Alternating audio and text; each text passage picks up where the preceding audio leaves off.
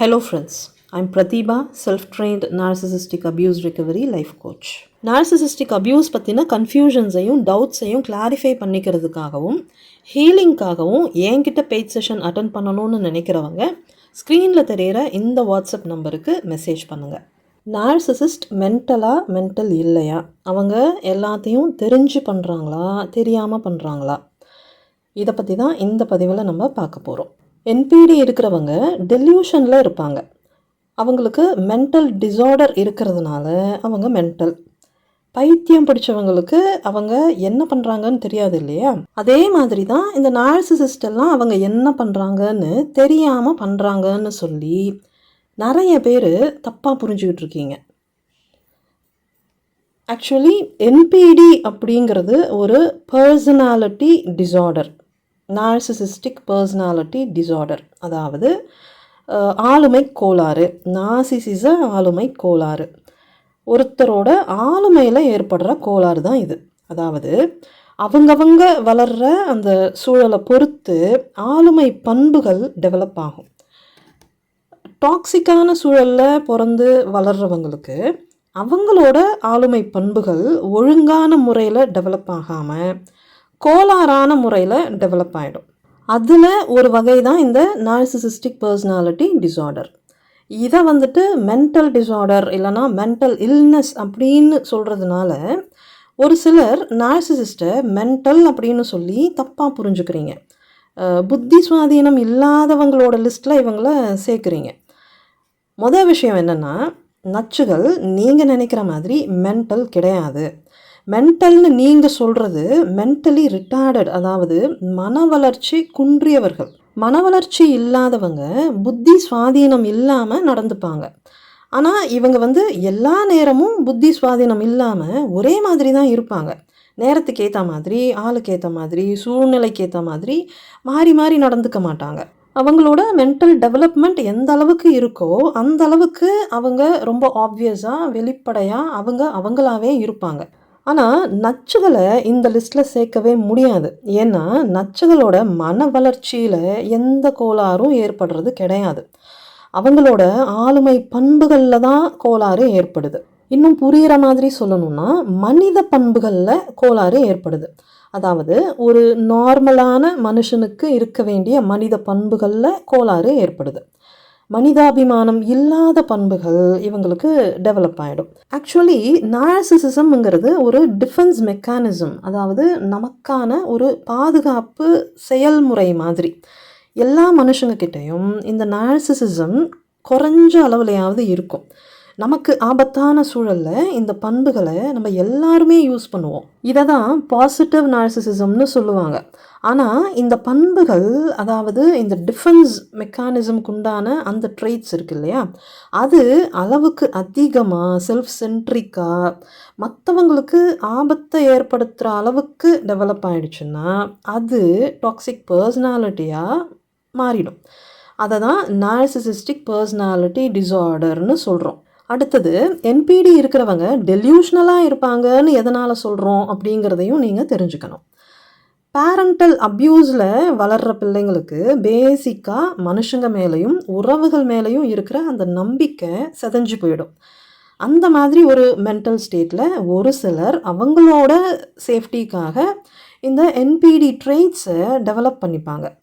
மற்றவங்களுக்காக யோசித்தா நம்ம ஹர்ட் ஆகிடுவோம், நம்மளோட நல்லதை பற்றி மட்டும்தான் நம்ம யோசிக்கணும், நம்ம நல்லா இருக்கணும்னா என்ன வேணால் பண்ணலாம், யாரை எப்படி வேணாலும் யூஸ் பண்ணிக்கலாம், அதால் அவங்களுக்கு என்ன ஆனாலும் அதை பற்றி நம்ம கொஞ்சம் கூட யோசிக்கக்கூடாது, கவலைப்படவும் கூடாதுன்னு சொல்லி ஒரு டெல்யூஷனுக்குள்ளே போவாங்க.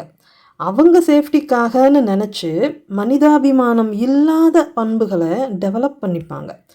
சின்ன வயசில் அவங்களோட அந்த ட்ரெய்ட்ஸை வெளியவும் காட்டுவாங்க. அதனால் அவங்களுக்கு ப்ராப்ளம்ஸ் க்ரியேட் ஆகும். எல்லாரும் அந்த கேரக்டருக்கு அகெயின்ஸ்டாக பேசுவாங்க. ஸோ அவங்களோட கேரக்டரை வெளிப்படையாக காட்டினா சொசைட்டியில் அவங்கள அக்செப்ட் பண்ணிக்க மாட்டாங்க, அவங்களோட லைஃப் ரொம்ப டிஃபிகல்ட் ஆகிடும் அப்படிங்கிறத அவங்க புரிஞ்சுப்பாங்க. அதனால் ஒரு ஃபேக் பர்சனாலிட்டியை டெவலப் பண்ணிப்பாங்க. அவங்களோட காரியத்தை சாதிச்சுக்கிறதுக்காக, அவங்க லைஃப்பை ஈஸியாக்கிக்கிறதுக்காக இன்னும் பல காரணங்களுக்காக மனிதாபிமானம் இருக்கிற மனுஷன் மாதிரி நடிக்க ஆரம்பிப்பாங்க. ஸோ இந்த மாதிரி என்பிடி ட்ரெய்ட்ஸோட செல்ஃப் சென்ட்ரிக்காக மனிதாபிமானமே இல்லாமல் இருக்கிறது தான் அவங்களுக்கு சேஃப்டின்னு அவங்க நம்புகிறாங்க பார்த்தீங்களா? அது மட்டும்தான் அவங்களோட டெல்யூஷன். அதை ஏன் டெல்யூஷன்னு சொல்கிறோம்? ஏன்னா அவங்க நினைக்கிற எதுவுமே உண்மை கிடையாது. அதனால தான் அதை டெல்யூஷன்னு சொல்கிறோம். ஆனால் அவங்க வளர்ந்த சூழலால் அவங்க அந்த மாதிரி ஒரு முடிவுக்கு வர்றாங்க. அப்படி ஒரு நம்பிக்கையை ரொம்ப ஆழமாக அவங்களுக்குள்ள டெவலப் பண்ணிக்கிறாங்க. அந்த நம்பிக்கையை மையமாக வச்சு அவங்க டெவலப் பண்ணுற அந்த ஃபேக் பர்சனாலிட்டி, அவங்க பண்ணுற மேனிப்புலேஷன், அவங்க ஆடுற அந்த டபுள் கேம், இது எல்லாமே அவங்க சுயநினைவோடு பண்ணுற விஷயங்கள். அதனால தான் சந்தர்ப்ப சூழ்நிலைக்கு ஏற்ற மாதிரி அவங்க நடிச்சுக்கிட்டே இருப்பாங்க. நச்சுகளை பொறுத்த வரைக்கும் அவங்க பண்ணுறது எல்லாமே சரி. அதுக்கான நியாயமான காரணங்கள் அவங்களுக்கு இருக்குது. அவங்க தன்னை பாதுகாத்துக்கிறதுக்காக இப்படியெல்லாம் இருக்கிறது தப்பே இல்லைன்னு நம்புறதுனால ஹீல் ஆகிறதுக்கும் ட்ரை பண்ணவே மாட்டாங்க. இதில் நீங்கள் தெரிஞ்சுக்க வேண்டியது என்னென்னா, அவங்களோட பயத்துக்கு அவங்க விக்டிம் ஆயிட்டாங்க. அந்த பயத்தால் அவங்க கடைசி வரைக்கும் மற்றவங்களை மேனிப்புலேட் பண்ணி டேமேஜ் பண்ணுறதுலையே குறியாக இருந்து அவங்களோட லைஃப்பை முடிச்சுப்பாங்க. அவங்களோட அந்த பயத்தினால அவங்க விளையாடுற இந்த பவர் கேம்னால் அவங்களும் வாழ மாட்டாங்க, கூட இருக்கிறவங்களையும் வாழ விடாமல் சதிச்சிடுவாங்க. நச்சுகளை பொறுத்த வரைக்கும் அவங்க வாழறத விட சிச்சுவேஷனை கண்ட்ரோலில் வச்சுக்கிறதுக்கு மட்டும்தான் இம்பார்ட்டன்ஸ் கொடுப்பாங்க. ஸோ ஒரு லைஃப் டைம் விக்டிம் கிட்ட நீங்கள் ஒரு விக்டிமாக மாட்டிகிட்டு இருக்கீங்க அப்படிங்கிறத நீங்கள் புரிஞ்சுக்கணும். இப்போ கூட அவங்க மாறிட்டாங்கன்னா உங்கள் லைஃப் சரியாயிடும் அப்படின்னு நிறைய பேர் யோசிப்பீங்க. உண்மை என்னென்னா, நீங்கள் மாறினாதான் உங்களோட லைஃப் சரியாகும். ஆனால் நீங்கள் மாறாமல் இருக்கிறதுக்கு உங்கள் பயம் உங்களை தடுக்குது இல்லையா? அதே மாதிரி தான் அவங்க மாறாமல் இருக்கிறதுக்கு அவங்களோட பயம் அவங்கள தடுக்குது. பயத்துக்கு பின்னாடி இருக்கிற காரணங்கள் டிஃப்ரெண்ட்டாக இருந்தாலும் நார்சிசிஸ்ட்டும் நீங்களும் பயம்ங்கிற அந்த ஒரு டெல்யூஷனுக்குள்ளே ட்ராப் ஆகியிருக்கீங்க. சேஃபான பொய்களுக்குள்ளே நார்சிசிஸ்ட் ஸ்டக்கான மாதிரி நீங்களும் சில சேஃபான பொய்களுக்குள்ளே ஸ்டக் ஆகியிருக்கீங்க. கேட்குறதுக்கு கசப்பாக இருந்தாலும் வேதனையாக இருந்தாலும் இதுதான் உண்மை. எதெல்லாம் சேஃப்னு நச்சுகள் நம்பிக்கிட்டு இருக்காங்களோ அதெல்லாமே அவங்களுக்கும் அவங்களோட அடுத்த தலைமுறைக்கும் பாதகமாக தான் இருக்குது.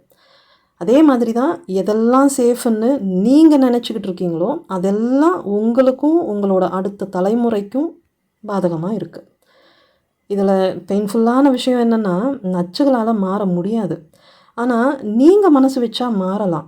நீங்கள் வாழ்ந்துட்டு இருக்கிற இந்த சூழலால் ரொம்ப கற்பனையாக உங்களுக்குள்ளே டெவலப் ஆகி இருக்கிற இந்த டெல்யூஷனல் பயத்தை விட்டு நீங்கள் வெளியே வரலாம். உங்கள் லைஃப்பையும் உங்கள் அடுத்த ஜெனரேஷனோட லைஃப்பையும் நீங்கள் காப்பாற்றலாம். இந்த வீடியோவை கேட்ட பிறகு உங்கள் பயத்தை எதிர்த்து போராடி உங்களால் வெளியே வர முடியுங்கிற நம்பிக்கை பல பேருக்கு வரும்னு நான் நம்புகிறேன். உங்கள் ஹீலிங்காக என்கிட்ட பெய்ட் செஷன் அட்டன் பண்ணணும்னு நினைக்கிறவங்க ஸ்க்ரீனில் இருக்கிற இந்த வாட்ஸ்அப் நம்பருக்கு மெசேஜ் பண்ணுங்கள். பத்திரமா இருங்க, பாதுகாப்பாக இருங்க, சந்தோஷமாக இருங்க. Bye friends.